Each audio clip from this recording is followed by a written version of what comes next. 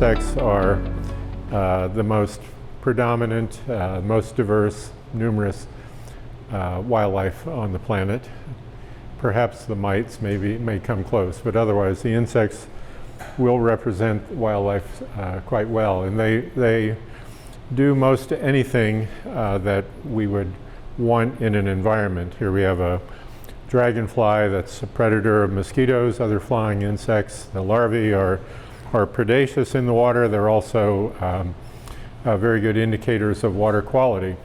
And so providing a few functions, we have pollinators like this solitary bee. They also provide impacts to us in terms of, you have to sign in, I guess, but otherwise please sit down. Provide just beauty. We gather benefits from them in terms of the butterflies and their beauty. They also, insects impact us in negative ways, so they may ruin our picnic is one thing that, one of the negatives. But most of the impacts that insects have are much more positive than negative. They also have impacted us in a number of ways throughout history. And that's the talk I'm going to give today. And it comes from the book that Michelle was quoting from. Yeah, just a minute. I'll slow down so they can, actually I'll just wait.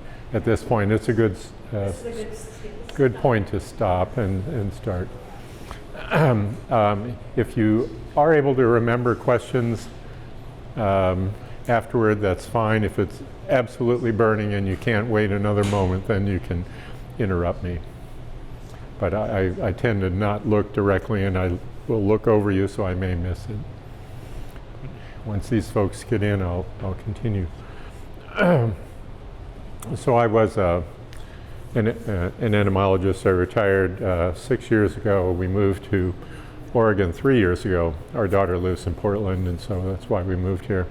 We live in Tigard. But I was, my career was working in biological control of insects and weeds when I was at the University of Illinois and then at Arkansas. And much of my time at Arkansas was spent as an administrator, so I'm a recovering administrator, I would say.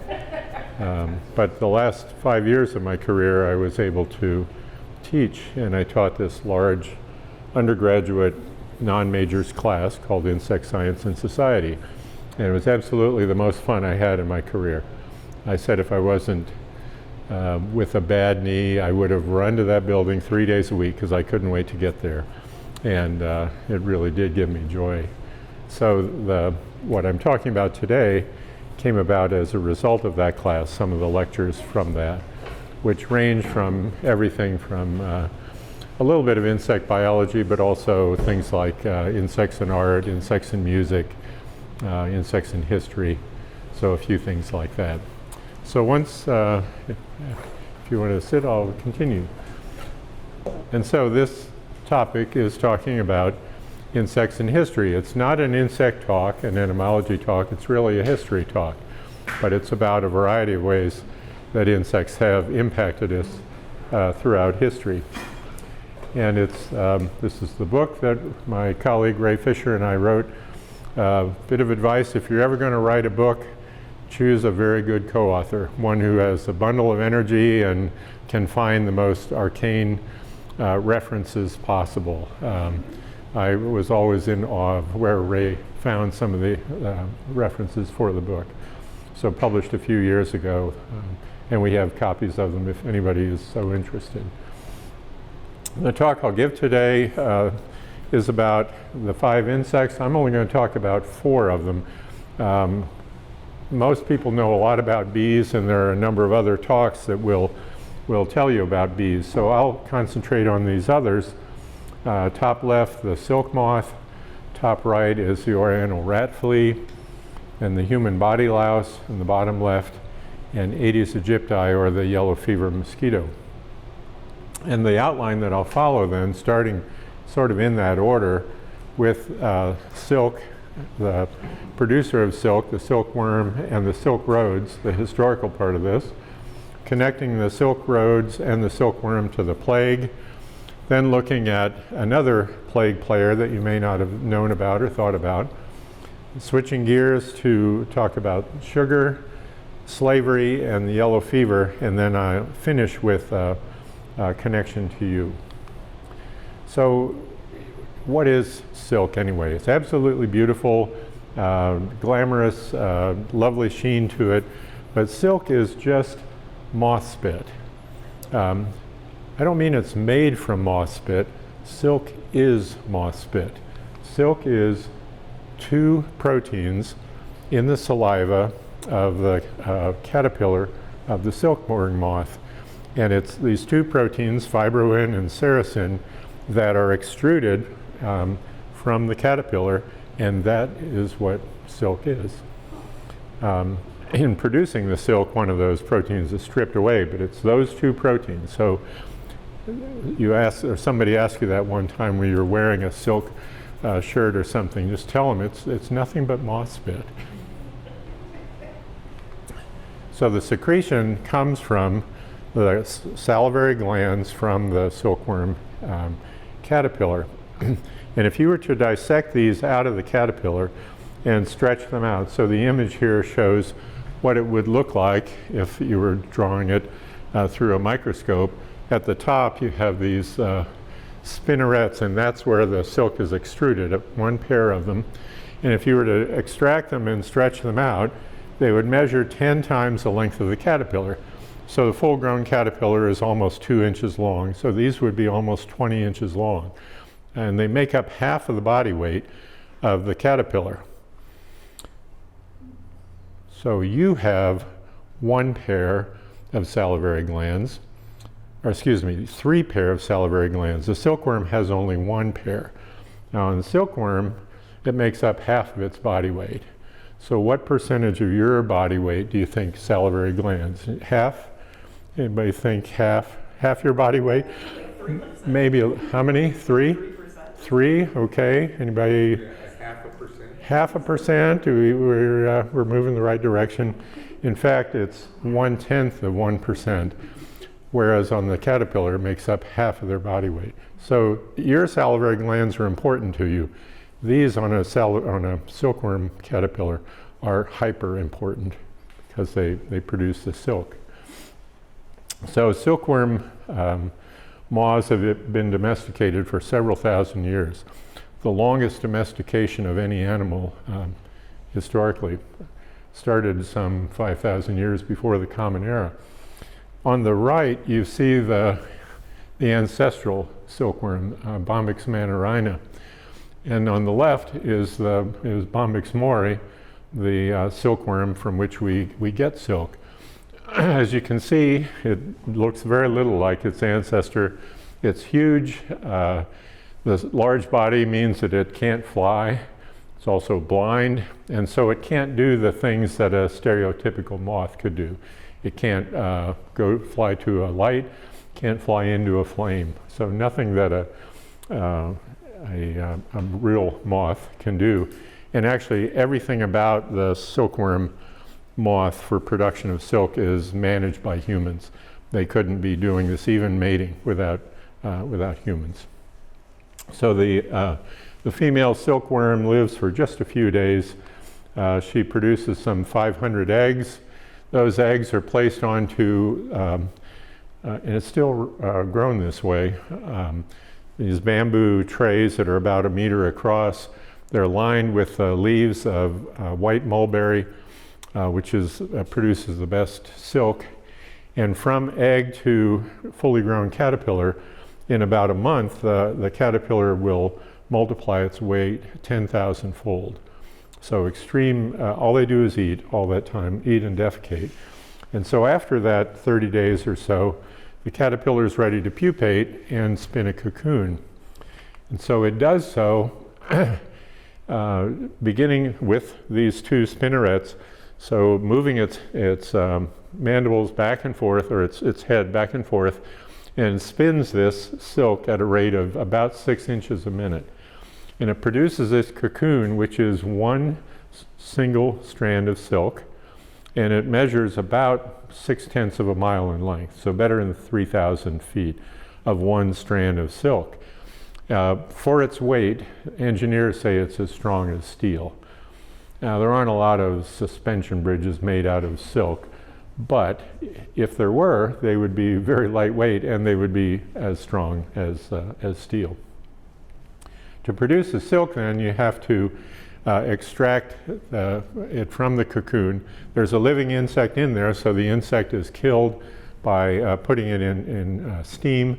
The high temperature kills it, and then the cocoons are dipped into hot water, and that's where the denaturation of the one protein occurs.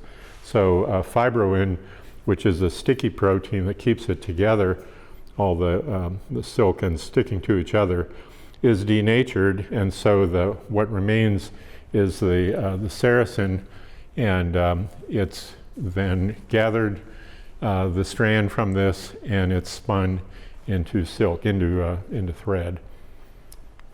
Well, so what? Why do I care about this? Why did I spend some time on this? Because silk is really special. Silk altered the course of human history. Early days, it was worth its weight in gold. It was used as currency in ancient China. Paying soldiers at extreme outposts were paid in silk. There weren't coins at the time, and so they were paid in silk. Even used in an extortion, major extortion plot in ancient China. But most important, it led to the beginning of trade, and that was along what was called the Silk Roads. Silk Roads, plural. It's, if you hear or see a reference to Silk Road, it's not quite true. It's actually plural, because the Silk Roads were a network of routes that went east and west from the eastern terminus in the city of Xi'an in China, ending in what's now Istanbul. It was Constantinople, but a web of routes that intersected. There were also offshoots going down to the Arabian Sea, Bay of Bengal, to the Yellow Sea, into Arabia, into Africa, etc. But the primary routes were between China and the Middle East, or Turkey, what's now Turkey, about 4,000 miles. And those intersections were important because everywhere the routes came together, there developed trade centers. And trading centers became markets. As they grew, and economic value of the goods passing through there, those became cities. And some of these were the major cities in ancient history.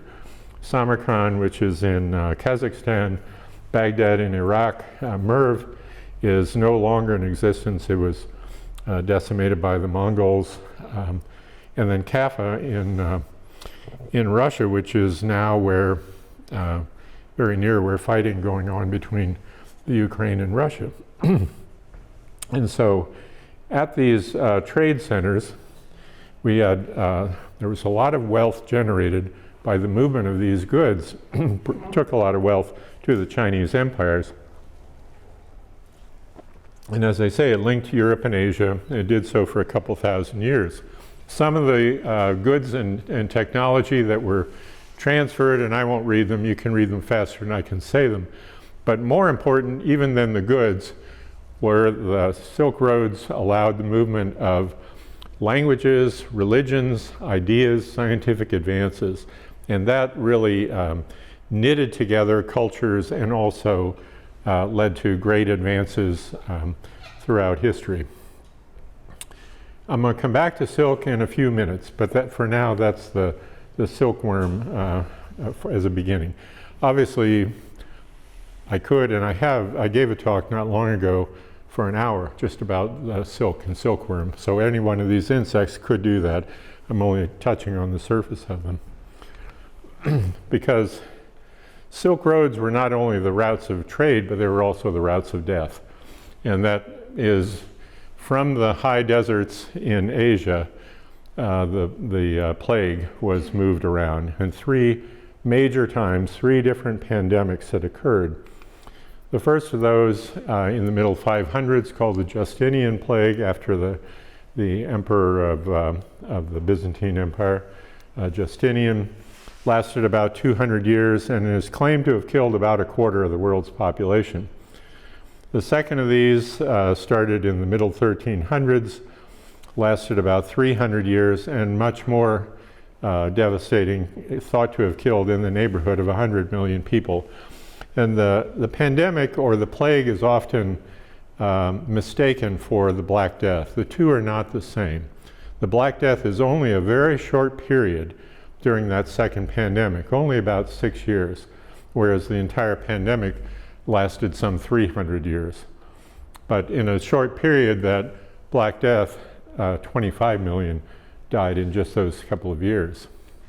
And then the third pandemic, much more recent, middle 1800s to as recent as the middle 1900s, about 15 million deaths and 12 million of those just in India.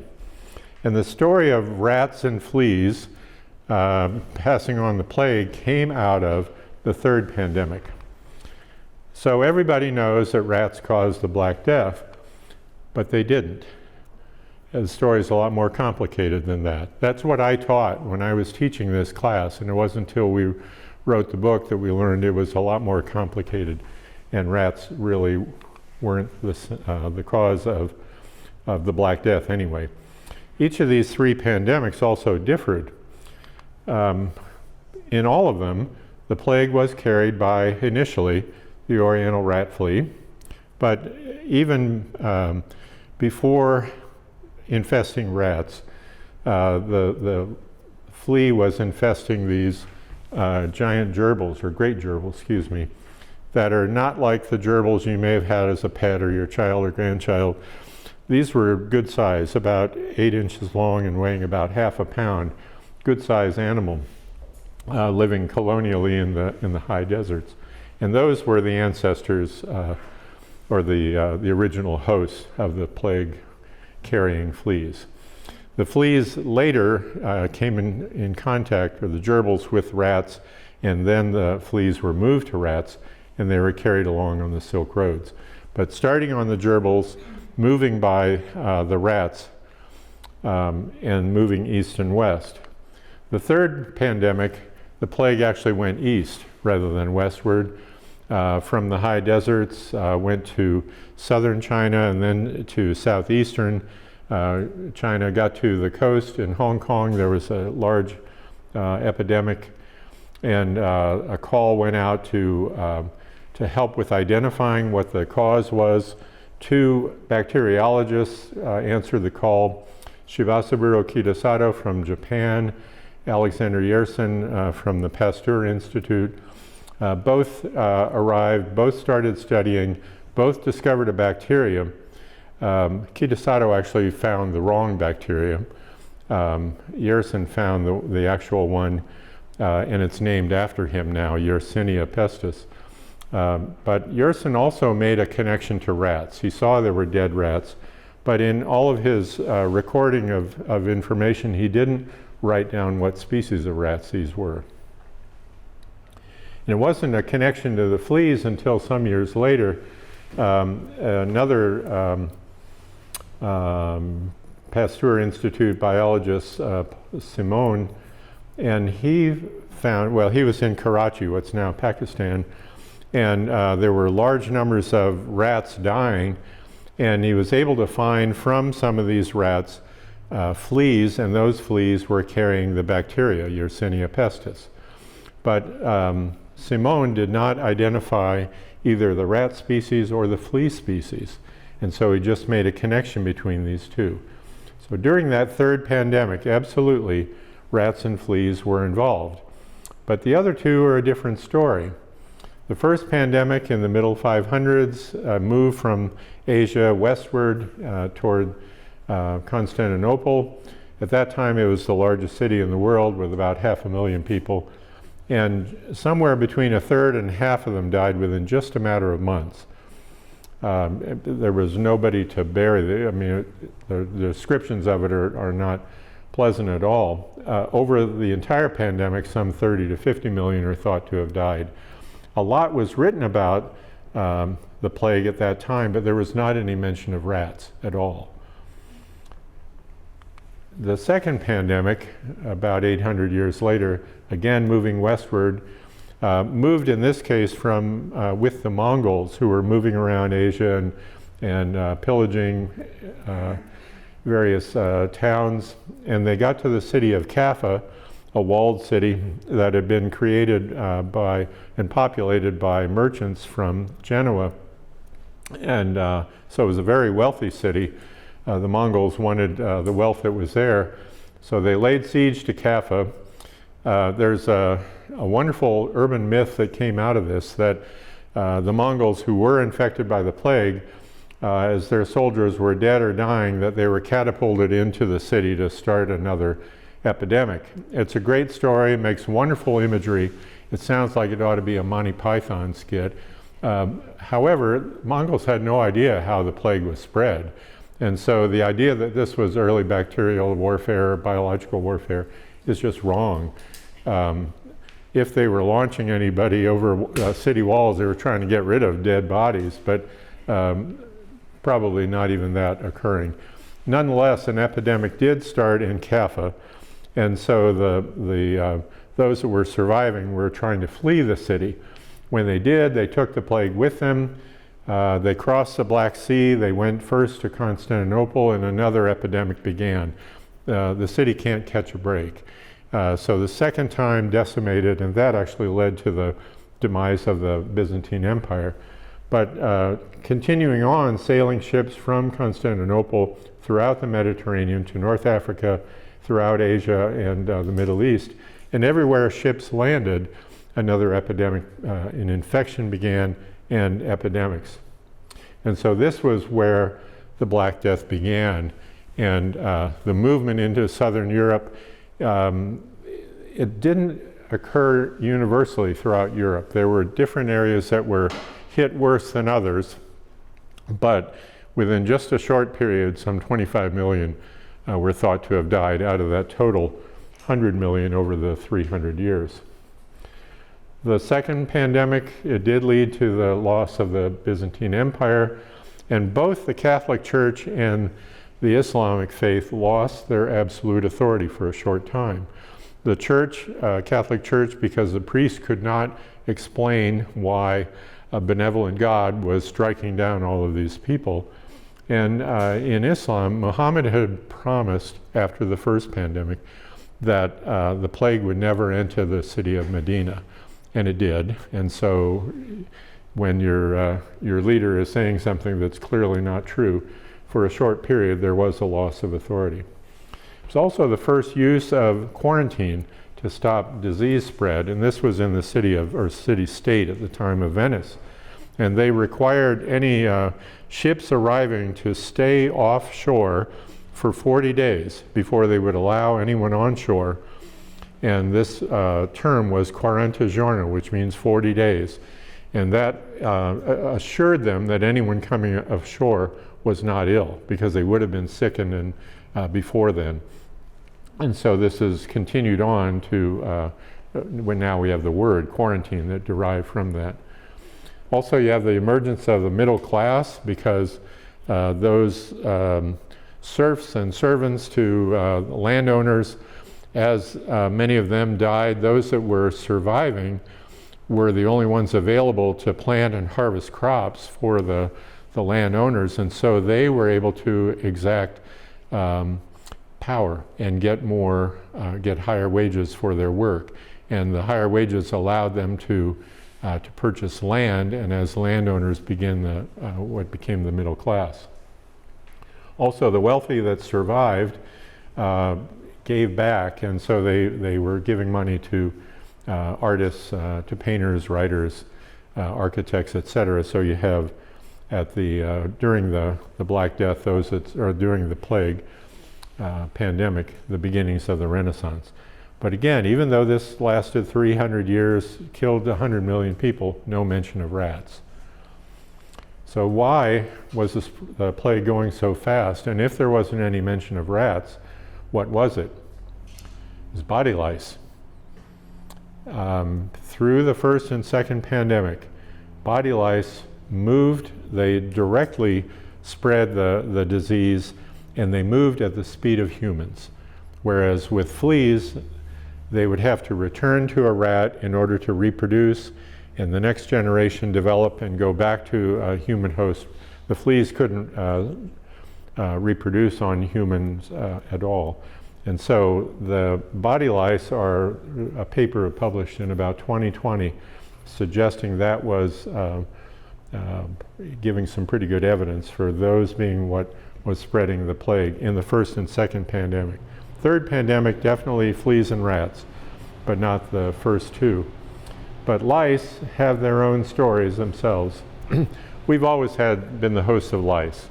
Head lice, body lice, and those are the same species. They just occur in different parts. And pubic lice, those are different species. And they're part of our language. We say, I'm not coming to work today, I feel lousy. Well, lousy means you've got lice on you. That's where it originated. Or, so don't use that unless you mean it. Or don't nitpick. Or you're a nitwit. Well, nits are the eggs of lice. And so why do we care about lice at all? Because lice transmit typhus. I just wanted to ask a question before we get into body lice. Why did the pandemics last 300 years?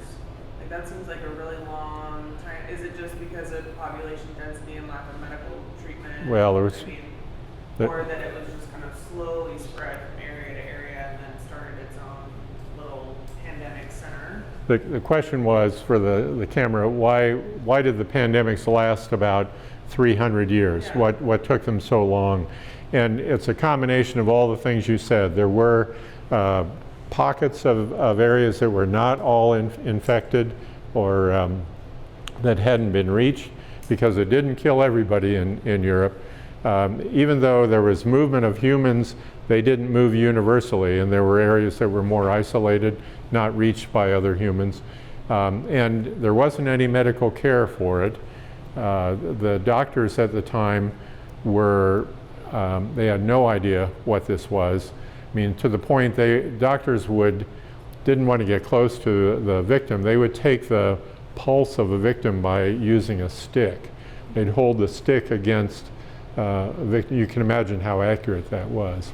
And they wore these crazy masks that were filled with herbs to try to filter out whatever it was, the bad air. So there was no treatment of it. It didn't kill everyone. This is bubonic plague, pneumonic plague, which there was just a case in Arizona recently. That's much more kills like 95% of those infected, whereas bubonic plague only 75-80% that are infected. But it still didn't reach everybody. It did move slowly where it wasn't movement of people and people carrying body lice. So the fast movement was body lice and spreading out and killing a large number. The slow movement was where there were people moving at not into universal areas. So, sorry? That's a long time. It's a long time, yes. But it and happened multiple times. You know, just the three that we know of, even in modern times, to last 100 years. And when we had things like antibiotics toward the tail end of that. So a long time that it would last. Uh-huh.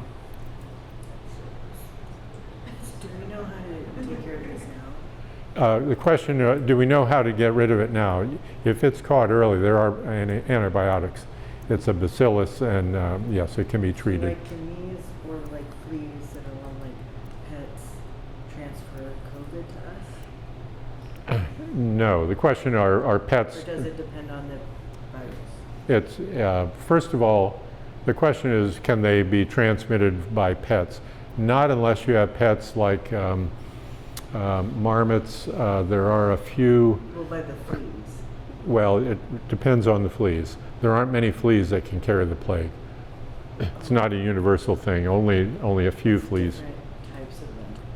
Different. It's Yeah. only a couple of like species of them. Yeah, different species of fleas, different species of mammals. So it's not universal among mammals, not universal among fleas. Just a few of them. That's why it's not everywhere. You're not seeing, but it still occurs. Still occurs in Asia, it still occurs in the U.S. But if these ones have the virus now and they get on you, the antibiotics can kill the virus and the thing? It's not a virus, it's a bacterium, but Okay. So these ones that can kill, like our medicine now can kill the animal and the bacteria. the antibiotics can kill the bacteria. Yeah. But what about the physical flea? Do we have stuff to get that off? The flea will die from the plague, as will the animal that's carrying it. The animal carrying it will be killed by the plague as well. That's a human. Humans don't carry it. Humans are only infected by it. But so if it gets on you and they have it and it infects you, then the antibiotics will kill the disease and the flea? The flea is already dead by that point. Okay. Yeah. So, sorry, we're getting a little too far down. I'd be happy to talk about it afterward. Sorry, Getting a little too detailed. But what we care about with lice, in addition to transmitting plague, is they transmit typhus. And typhus is an absolutely nasty disease, killed many millions. And its body lice don't live on humans, they live in our clothing. They transmit typhus not by their feeding, and they're a piercing, sucking insect. They'll pierce, cause a wound, and then they will defecate near that wound. And it's what causes the infection is that we scratch it. The bite itself causes irritation. We scratch it, and then we scratch the bacterium into the wound. And usually when I give a talk, this is the point where everybody starts itching themselves. But it's as you scratch, the infection occurs. And it spreads very rapidly when you've got areas with crowding or very poor hygiene. And in the 1800s, this was called jail fever. And it killed as many more prisoners than were killed by all of the capital crimes in England. There were 144 capital crimes, and typhus killed more than all the executions for those crimes. Even moved between prisoners, sheriffs, judges, as clothes were commingled or contact with each other. And so a bit of irony that sometimes a judge passing down a death sentence to a prisoner was in fact killed by the prisoner by the lice transmitted disease to him. And lice and typhus were present in every war. World War I, many millions died from typhus, both civilians and soldiers. And they also spread a fever, a non-fatal one called trench fever. And during World War I and early times, the British called lice chats. And they knew by this point that lice were transmitting the disease, so they knew they were living on their clothing. But you can imagine in trenches what kind of hygiene there was. So the troops would have what they called chat sessions, where they would remove parts of their clothing and hold it over the seams over a flame, either a candle or a campfire or something, in order to kill the lice that were on the clothing. And so these were called chat sessions. So if you're having a chat session sometime, you might be grateful that you're not delousing yourself, but you're doing something else. But that was the term, chat sessions. World War II, the ghettos, the prison camps had epidemics of typhus. Many hundreds of thousands in the camps died.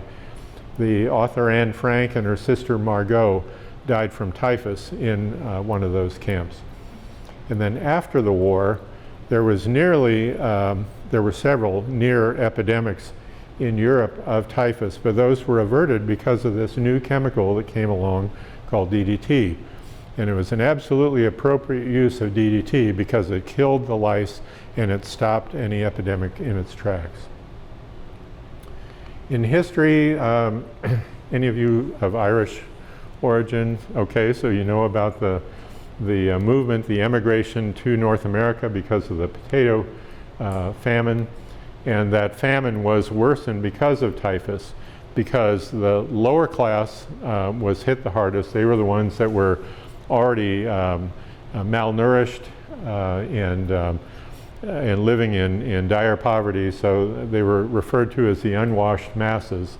Those that could get money together or went into debt in order to emigrate to North America, and they did so, unfortunately taking typhus with them.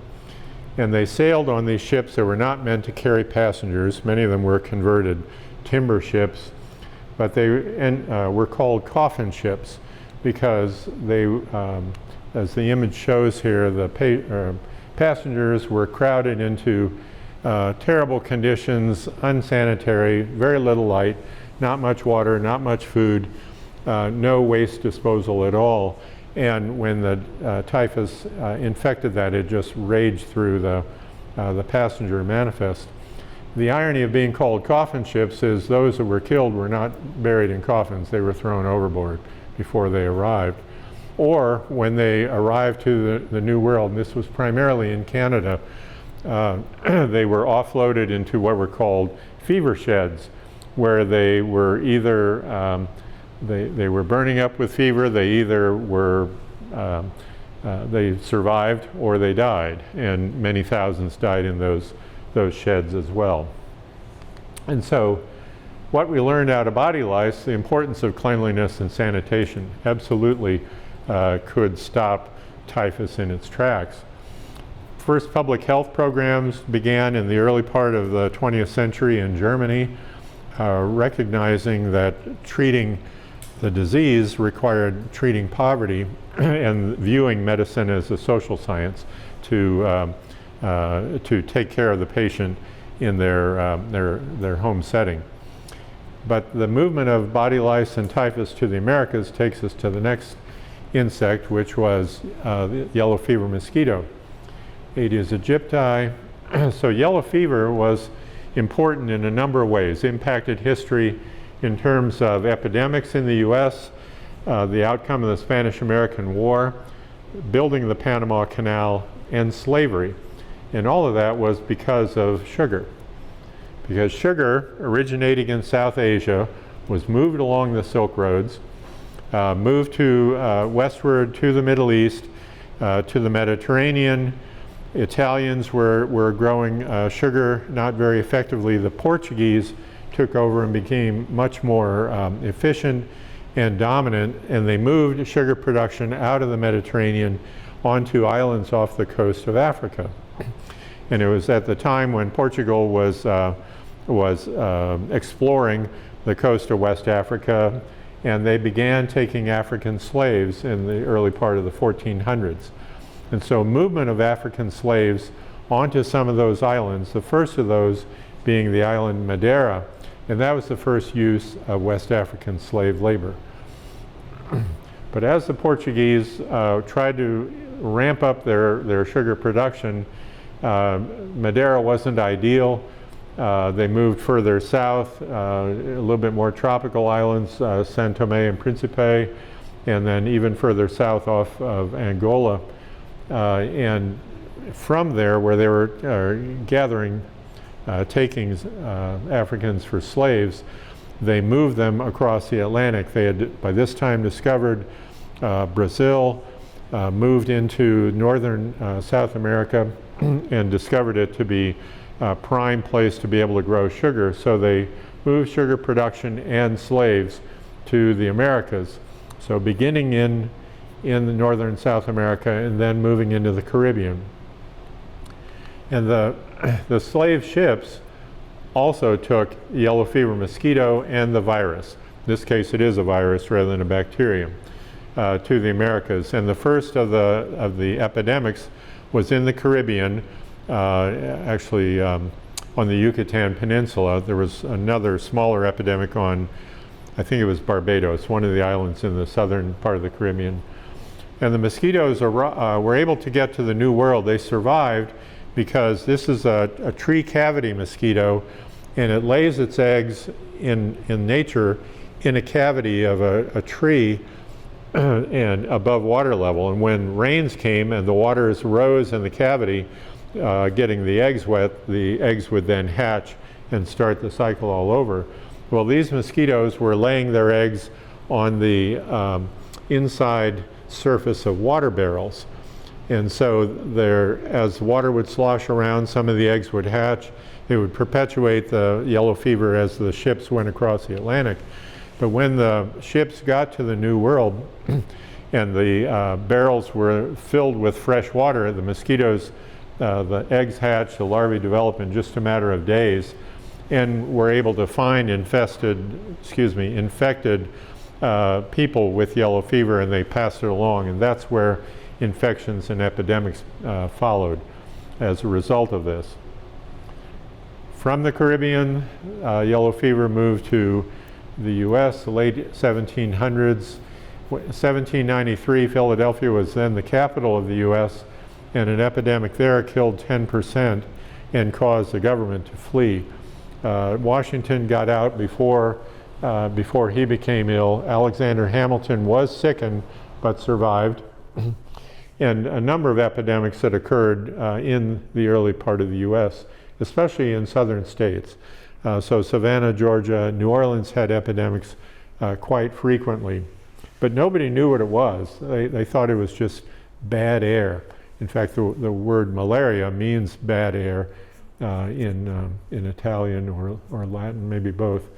And they also thought if it wasn't bad air, that yellow fever was spread through victims' clothing, that as they either vomited or defecated on their clothes, that caused something that allowed others to become sickened. And this provided the first example of bioterrorism. The myth about it spreading through clothing, was that carried over from the previous pandemics with like the body lice and the flea, like that idea? No, it really wasn't. No. Because no real connection to body lice there. Because in the case of body lice, it wasn't clothing soiled by fluids from the person. It was just from lack of sanitation, lack of clothing. I'm just curious of like the mindset of like, oh, I this is how this happened before, this is probably what's happening again. There's possible that some of it could. So the question was, did it occur? The mindset of soiled clothing begin this, and there may have been some carryover, but just nobody knew how it was spread, and so that was one obvious one. You had victims, dead people, sick people in the presence of these soiled clothes or bedding or anything like that. When victims died, they burned their clothes, they burned their bedding, anything. In some cases, they burned the houses. And so it wasn't known. However, this case of bioterrorism occurred during the Civil War, and a doctor from Mississippi who hated everything about the North, and nothing epitomized the North more than Abraham Lincoln. And so in 1864, this doctor would collect the clothing from victims of yellow fever, and he packed them into trunks, and he shipped them to a number of places, cities in the North. But one of those was Washington, D.C., and he shipped these clothes in a trunk to an address of a warehouse across the street. It was on Pennsylvania Avenue, across from the White House. And he figured that these clothes were so hot with whatever was going to kill the victim that they could kill at 100 yards. And so he's across the street from the White House. He's going to be able to infect Abraham Lincoln in the White House. Now there's, obviously Lincoln didn't die from yellow fever, but there's a real logical disconnect there. So how he's able to collect all these clothes and pack them into trunks and not become ill, whereas Lincoln's supposed to die 100 yards away from these clothes in a trunk. So it didn't work. He fled to Canada, later arrested, extradited, sentenced to, I don't remember, a shorter time period than you would expect. But he then went on to become the governor of Kentucky. So there's political redemption, even if you do something as harebrained as that. So epidemics of yellow fever. I'm sorry, I've got a hair in my eye here. It's bothering me. This, in 1878 in Memphis, the city had some 45,000 residents, and they got word that there was yellow fever moving up the Mississippi from an epidemic in New Orleans. And so people fled. Within just a matter of days, 25,000 people fled every way they could to get away from the city, because they knew that the ships coming up from New Orleans were going to land in Memphis. Of those remaining, 85% of them became ill, and 25% of them died. But they still didn't know what the cause was. And at that time, too, they had to import doctors from the north. Northern cities sent coffins to bury the dead. They had to find grave diggers because so many had died and others were sickened. The police force, virtually all of them sickened or died, and so it really took its toll. There was a Cuban doctor named Carlos Finley, an ophthalmologist, but he had the idea that mosquitoes were involved. Totally ignored. He was Cuban for one thing. He was an ophthalmologist. He wasn't a medical or an epidemiologist or a bacteriologist or any of that. He was an ophthalmologist. Totally ignored. Some 20 years after that, you have the Spanish-American War. You know about the USS Maine exploding. The sailors who were injured in that explosion were not treated on shore where they could have gotten very good medical care, but the captain was afraid of the sailors getting infected with yellow fever on shore, so they kept them on the ship and moved to other ships to try to minimize that. The war only lasted less than 4 months, followed by an occupation of 2 years, but more than 13 times as many deaths from yellow fever as from combat.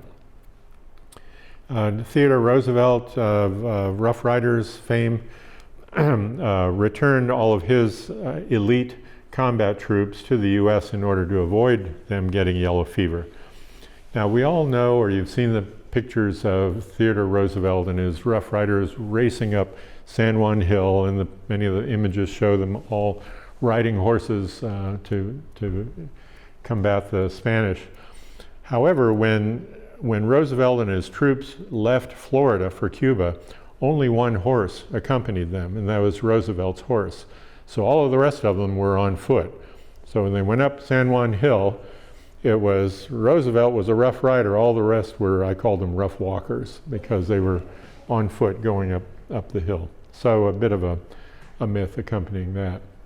But it was after the war, and somewhat during that interest in yellow fever really peaked, and the Army Surgeon General created a yellow fever commission. It was led by Major Walter Reed, and they, through some very elegant experiments, showed that yellow fever was spread by this mosquito, Aedes aegypti, 20 years after Finley's ideas, but they did prove it then. It was also the first recognized human virus. There was another military doctor, William Crawford Gorgas, that created a plan to get rid of yellow fever and the mosquitoes in the occupied part of Cuba. And his plan was to drain any standing water, because mosquitoes needed that to breed, spray oil on what water couldn't be drained, clear brush that would provide shelter for the mosquitoes, use of window screens, and quarantining the sick. And it worked. And they had yellow fever cases dropped to 0. Not near 0, but 0. So extremely effective.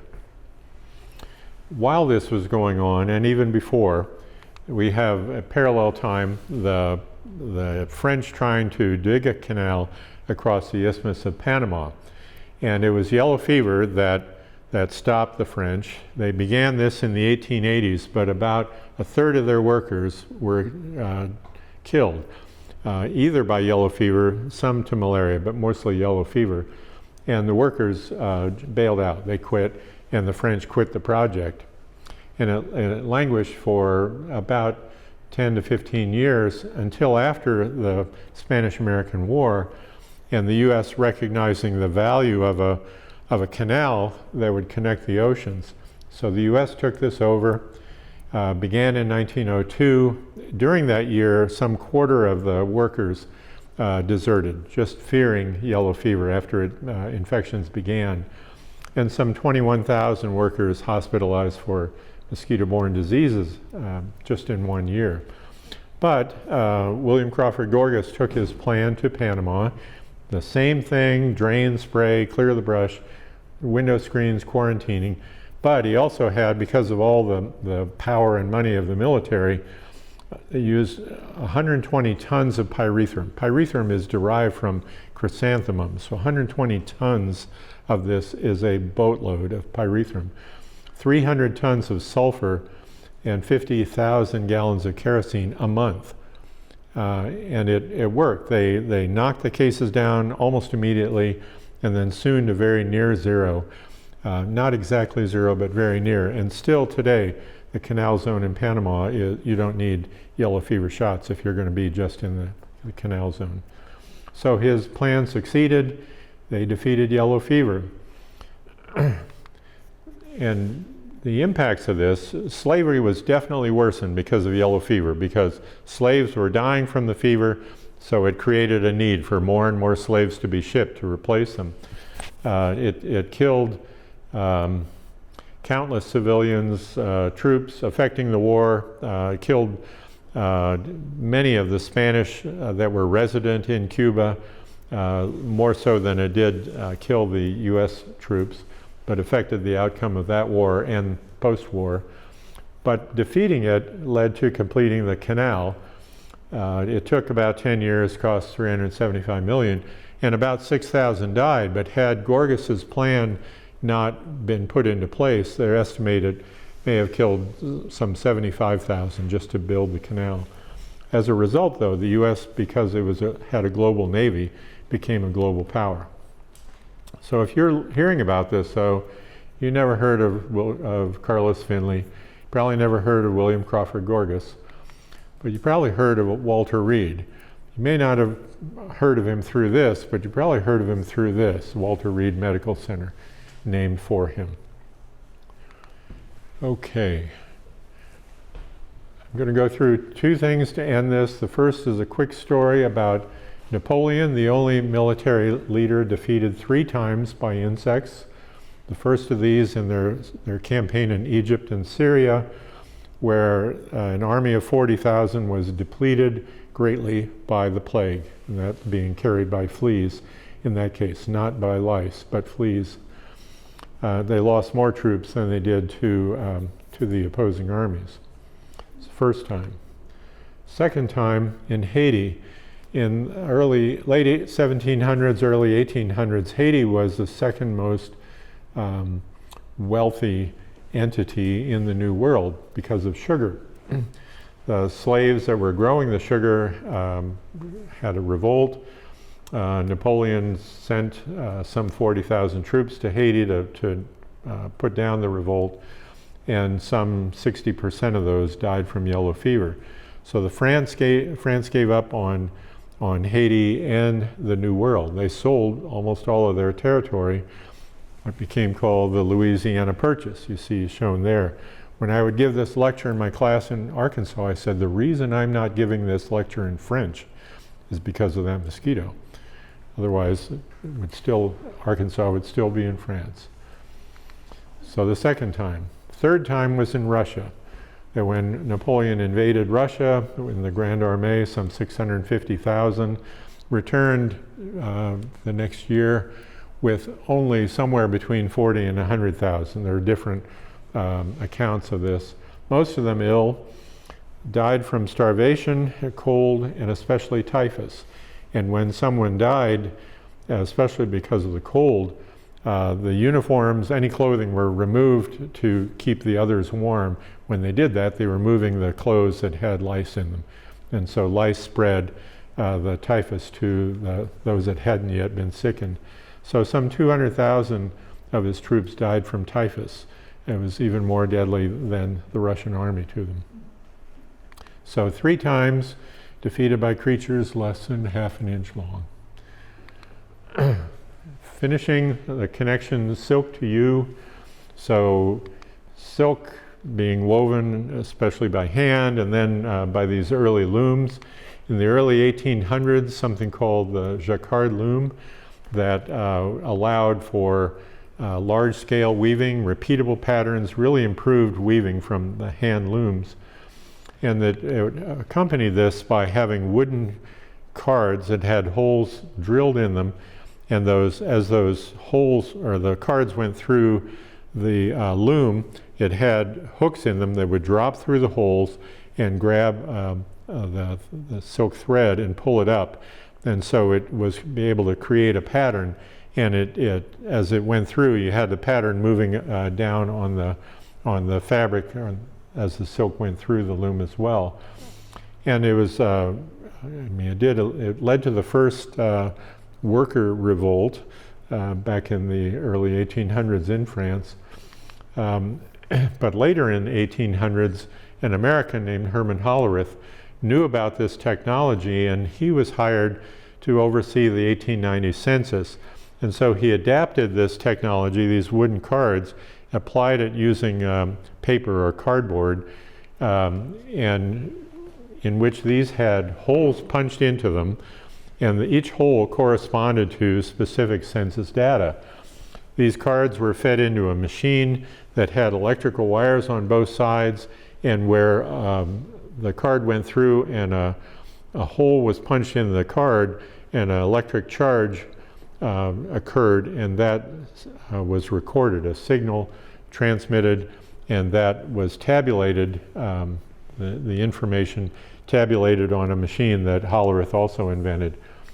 Well, he got a PhD for his invention from, I think, Columbia.